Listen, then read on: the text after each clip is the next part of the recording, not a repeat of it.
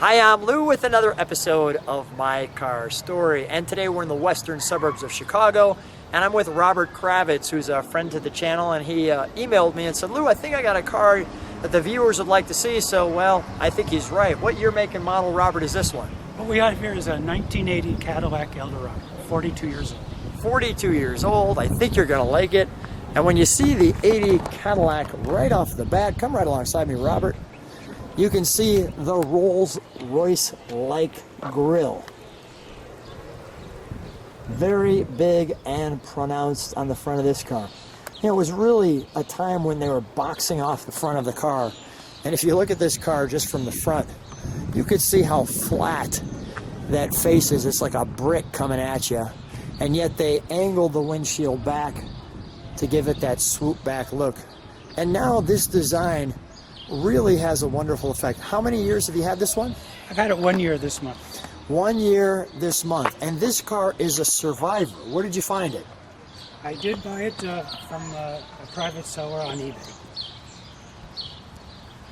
Why did you have to have this car out of all the cars in the world? You know, Lou, I was actually looking for a Buick Riviera. It was one of my favorite cars in the 1980s, and which is very similar to this. Yes. And all of a sudden I found this on eBay, and I said, right away, I said, this is beautiful, this is beautiful. I contacted the seller right away. We did a walk-around video. I was impressed. I made him an offer, and I bought the car in like 20 minutes. Just like that? Yeah, very quick. I decided I had to move quick. This one was gonna... How many miles on this? It has 24,000 miles. 24,000 Eldorado fuel injected. Let me just show those caps. Yeah, those are beautiful. Wow. The big marker lights. The nice finish on the mirror with the word Cadillac. You can see the correct markings here. You can see this kind of special top too, where the vinyl top is only covering the back half and very padded. Has obviously a padded look to it. You know, Lou, these vinyl tops, they actually wear out. For 42 years, for it to be in such good condition is a rarity. It tells me the car was garaged most of its life. Because if it's left out in the rain outside, water seeps in and starts rotting away. Yeah. It was very common in those days. And the fact that it's yellow and looks this fresh, this is like a brand new car. It's literally, we're going right back to 1980. And I'm going to show you, we're going to turn it around and we're going to show you that. But I just want to, with the sun here, I just want to show you how you greeted with the body by Fisher, your Cadillac, the Eldorado, even the nice little Cadillac badging there. Again, we'll show you the interior in a second. But let's open up the hood, shall we? While we're here, we've got the sun on the front of it. So we pull the hood. Notice there's a long hood, a short deck, giving it that sports car feel, although clearly being a Cadillac. So you pull that up and open that up. And this grille moves like that. It was designed like that so that you could sit back and if it gets hit, it doesn't break. So we've got a front-wheel drive engine here. We've got a front-wheel drive engine here. So you have all this room on this side. This looks like the 360 engine, I believe. Usually that's listed, I want to say, up in here. The 360 V8. Might be 368. Something like that. Viewers can tell me, or I'll have to do the research and find that and put that in the description of the video. We've got all that padding to make it quiet. Robert, let's fire it up, shall we?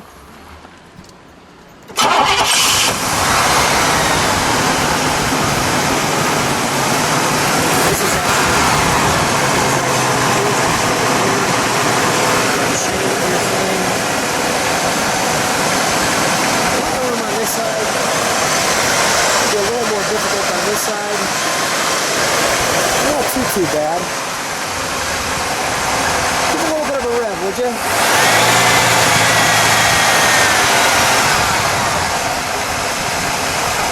Nice. Let me take a look at those taillights. If you'd step on the brakes for a second. There we go.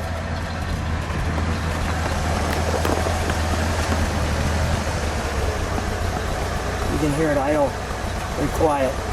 Robert, give it a rev.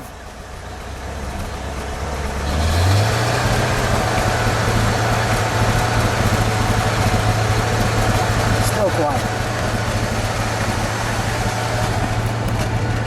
The gas, by the way, goes right in there. And since we're in the back, we're going to turn it around to show you that. So we've turned it around for you, and here's the back of the car in the sun. And as you can see, well, it's just gleaming. Now the interesting kind of square body look to it, as you can see, and I just wanted to give you that quarter panel look there. Let me get in the right position where you can enjoy that look with the spokes. While we're back here, we'll feature, you have the Cadillac emblem there. Came from Oklahoma. This opens up, as you can see, for the key. The word Eldorado, the script. And let's open it up, shall we? Now the interesting thing with the Eldorado back in this time frame, and you can hear that, but you'll see it when we close it. So here in our trunk and treat section, I want to step back for just a moment. You've got our jack information that sits there. Here's this big service manual. And in this book you can see the Eldorado. Not only do you see the Eldorado, but you see the exact color of the Eldorado we have here. Ours has a sunroof, this one doesn't have that. But here was the nice script of the Cadillac, an American standard for the world. Nice embossing there.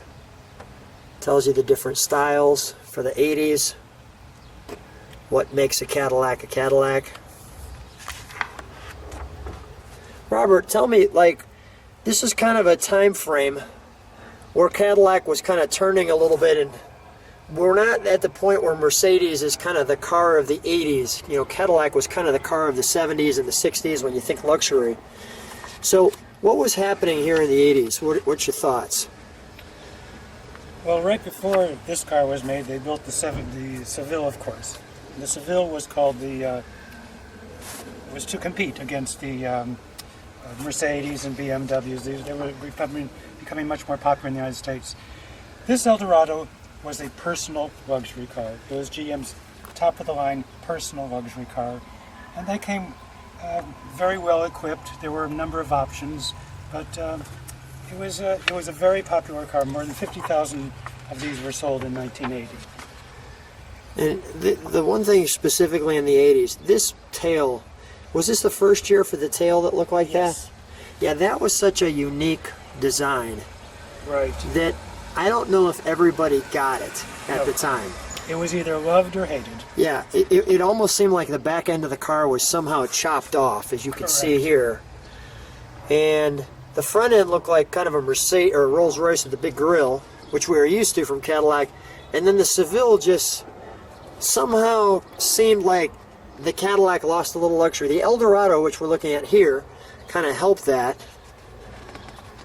But I think that the Seville threw us for a bit, and that's where we started to look for other cars. This one here you see has the stainless top, and that's what makes it the Biarritz. The Biarritz had a number of finer touches, more leather, more features than the traditional Eldorado. And we've got the electric fuel injection and the diesel. I think the fuel injection, if I'm correct, came out in Corvette right around. The limousine looked like a Cadillac. There's no doubt about that. But you know, Cadillac's commitment is to be treated like a Cadillac owner when you take your car for service. All right, we'll move that right to. We'll close that. I want to show people what happens. You get these little hinges, and listen to what happens when you close it. And you can watch. You can hear it squeezes it shut. That was a feature Cadillac had actually for a number of years. I think even many of the cars in the 60s had this feature. Let's, may I open it? Sure, of course. Thank you. Now, I'm just curious, did the back windows go straight into the piece here? Or did they go down? No, they're They just go this there. way? Oh, these don't move at all. They don't move at all. They don't move at Oh, all. I didn't know that. For some reason, I thought they went backwards. Beautiful door, right? Big door. Carpeting. This is leather too, right? Leather and vinyl. The seats are, of course, leather. Yeah, this nice little instrument cluster here. Let me show you the overall interior. The dashboard. Notice there is no hump in the center, so it's front-wheel drive. Front-wheel drive. Makes it very comfortable, actually. Yeah, it And makes another thing, it makes it much easier to service. A mechanic, this moonroof that we were looking at just a second ago, that was a $1,600 option. And when you consider these cars had a starting price of $16,000, to add $1,600 was quite yeah, 10%. that was quite a bit. That was 10% of the car. This car has 24,000 miles on it. So it's a Survivor. It's a Survivor. You know, I like the way the dashboard sits. Granted, you could see it only goes up to 85, which was probably part of that 80s Yes. movement of we're not going to speed everywhere. I don't remember when, but there was a speed limit was like 55 for a while. So 85 seemed like the end of the world. Here's your information center and your mirror. Your stereo. This looks like an 8-track. Well, No, it's not. Cadillac, that's a very basic radio. They made their money. They had 2 or 3 upgrade radios, and rarely did people take the basic radio, but that's what this one came from. Most important to me is the original radio. Yeah. No, this car is wonderful with its, and I even like this little piece here, this little light cluster, as you could see, and your power moonroof button, and then of course you have your, piece here that opens up on both sides with your on-off light switch there as you open it up, and the moonroof. You were talking about it goes to 85 miles an hour. These have a surprisingly powerful V8 engine in them. Is that right? Yeah. Well, I think we need to take this one for a ride. Sounds terrific. I'm happy. Robert and I are cruising in the 1980 Eldorado, and this one feels, well, brand new. I mean, look at the dash glistening. You've got the sunroof there. And how's it feel driving it? It's a very smooth, comfortable car to drive. Very responsive. Very responsive. What's the reaction when you're driving this? What do people think? Well, that leads me to the first nickname for this car. It's called the Jaw Dropper. Everywhere I go, and Chicago, the last thing you say about Chicago is that it's a cartoon. Even in Chicago, people see this car at a bus stop, and all of a sudden you see their jaws drop. They've never seen anything like it. And Lou,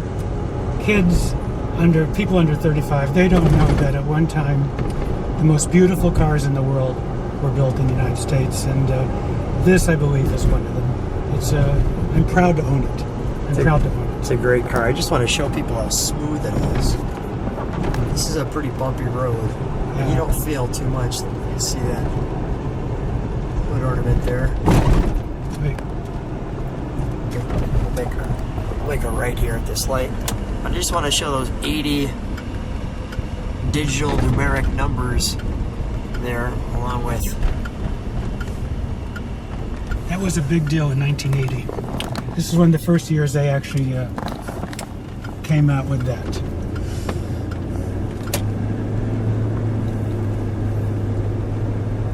So quiet too, right? It's a very quiet car. Do people know what it is when they see it? No. Now that it's 42 years old? No. What do they say? Well, this morning I put gas in, the guy goes, "Wow, that is a nice car. What is it?"